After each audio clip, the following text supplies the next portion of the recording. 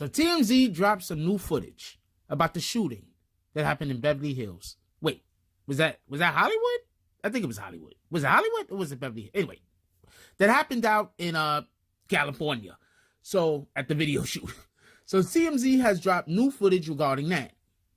And I personally think that this footage is extremely interesting.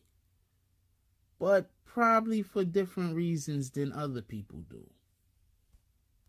Me and the Notification Gang would like to invite everybody to come join us Monday through Thursday, 9:20 to 10 o'clock for morning coffee, where we discuss the events of the prior day and also just talk mess about stuff. See you then.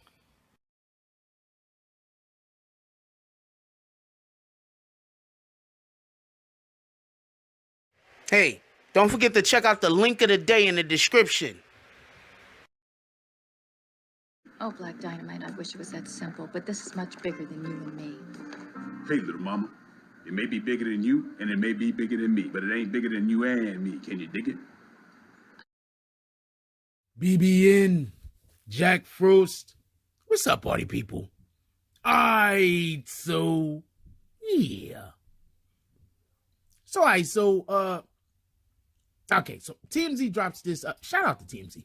TMZ drops this video, right? And so the video that they dropped actually was recorded on the night of the shooting, I believe, that happened in Hollywood. There's a couple of things I want to say about, let's get to the couple of things I want to say about the video first, right? Okay, first of all, where did they get this video from? Who was taping? I'm not sure. It looked like there's a good chance that could have been actually a police officer taping that video. The reason why I say this is because the video has the fucking time marks on it. When I use my phone, I don't see the fucking time marks on there. You understand what I'm saying? For like how long it's been taping, all that type of shit. I don't see that when I use my phone. So I'm kind of led to believe that this could have been a body cam. So while everybody is going in on the attorney or whoever that guy was, I don't know who that was, whoever his liaison was that was speaking to the police in order to, you know, get them to do whatever they was trying to get them to do, and was talking to Tekashi about not having to worry because this is his job and he's pretty good at it, or whatever the case was. We don't know if that was the guy that was recording. So please, everybody that keeps just jumping to conclusions saying that was the guy that was recording because you feel like that was the guy that was recording, that doesn't make it true. All right, we don't know. I'm saying with the evidence in which I think is directly in front of us, that wasn't the guy that was necessarily recording. And the only thing that I could see why I could like kind of see why people would also assume that is because when Tekashi says that he doesn't want them to know that he's there or whatnot, the camera's there. So it's not hard to, I don't know if Tekashi would have said that if the police officer was standing right in front of him. So I just think that there's a lot more going on here than we know. That's all I'm saying. Maybe the guy was standing off to the side. Maybe it was Tekashi's lawyer or whoever the hell that was recording it. Maybe whoever that was recording it, that was supposed to be Tekashi's liaison, maybe he was really working for somebody else. Maybe. We don't know. Okay? Anyway, so one of the things that I want to point out that shows up on the... Anyway, y'all got to go to TMZ to see this. As everybody knows, I think if you say TMZ name too many times, they fucking take your video. They fucking monetize your video and you don't make no money off of it if you say they name too many times. I don't know, man. Anyway, go check out the TMZ video. I wouldn't want to take money out of anybody's pocket. Anyway, even though those guys they can afford it. Go check out the TMZ video. Anyway, so more to the point, they say that the weapons, I'm not sure if they were saying the weapons were discharged in an alley or around the back, or that the weapons were left there. I'm not 100% clear on what they're saying, but they're saying that there either were weapons left there or that's where the weapons were discharged. That's that's one thing to think about. But also with Tekashi in the car, are they saying that Tekashi wasn't in the building when this happened? Was Tekashi in the building? Because I remember Tekashi saying that the house was so big, he was on the other side of the building. and he didn't even hear it. But was that them pulling up to the scene? I don't know. Tekashi was in the whip. It looked like there could have been a good chance that they were pulling up to the scene. I don't know. I mean, let's see what comes out. But another thing that I definitely want to throw out there is the lawyers are going to use this particular video. One lawyer is going to use it one way, obviously. The other lawyer is going to use it the other way. The district attorney is going to point out how Tekashi was so quick to want to lie to the police about him not being there. Because remember, Tekashi was like, tell him I wasn't there. Right? Remember he said that. Tell him I'm not here. Tell him it's not me. He was so quick to want to lie to the police. How could you believe him? Right?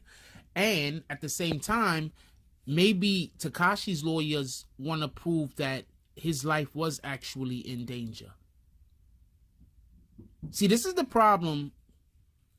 This is the problem when you have an individual whose life is actually in danger. You're going to have those people that don't believe him until he dies.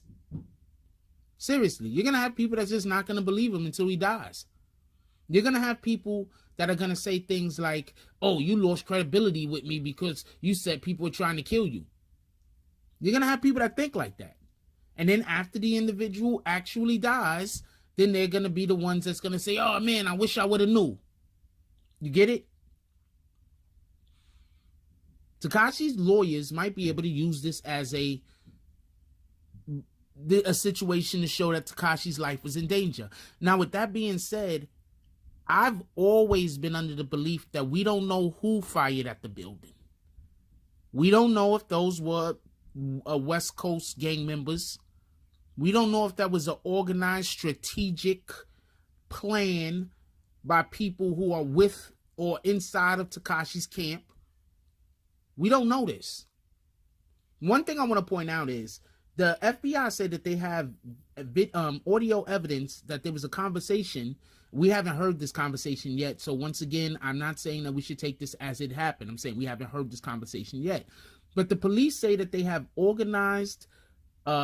they have audio, of a conversation that happened that basically at some point or another, they were going to, and when I say they, I'm saying that the FBI is saying that they being the Treyway members, were going to take Tekashi down at some point or another to Las Vegas, where he would then get shot and murdered.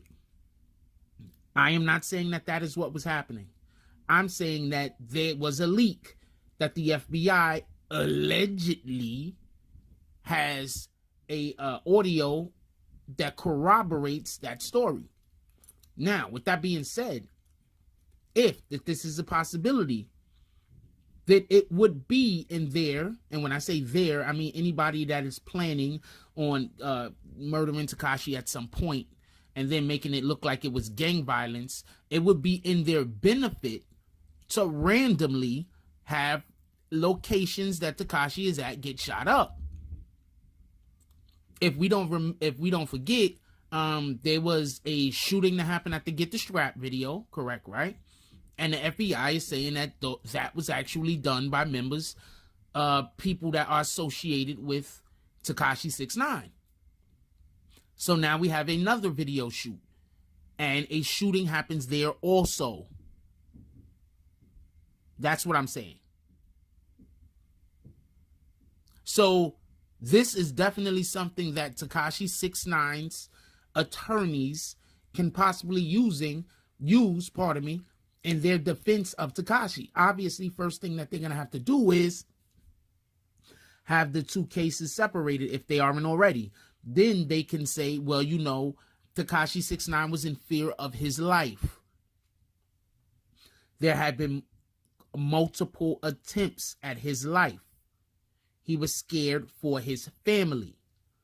Then they already have, because Tekashi's already set this up, when he said that there is a promoter that told him that they told him where his mother lived.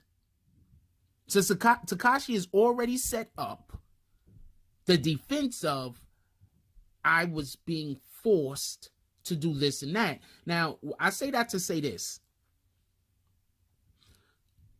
Tekashi's defense is going to be extortion.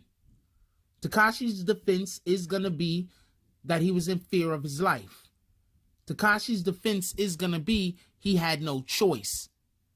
That's what Tekashi's defense is going to be. Anybody that knows anything about the law already knows that that's one of the only avenues that they can go down. Anybody else that is just observing common sense can see, and has been paying attention, obviously, that they've been setting this up for some time now. You know how sometimes domestic violence sufferers can get off for killing their spouse after they already have a timeline that they were being abused. This particular defense is so